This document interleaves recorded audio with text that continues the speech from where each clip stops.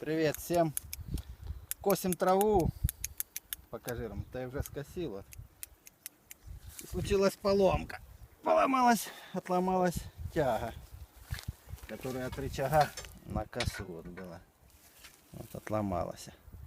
Ну, в полевых условиях я, чтобы не ехать домой, не варить. Он, сынок, привез мне карабинчик. Сейчас это цепком сделаем.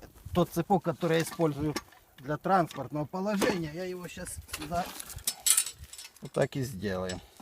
Так, сейчас. Вот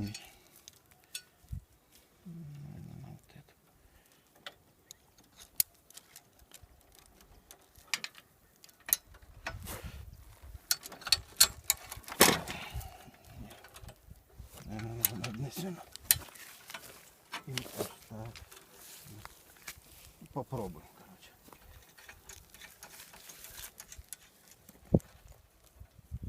Так. Вот этот кусок длинный сейчас.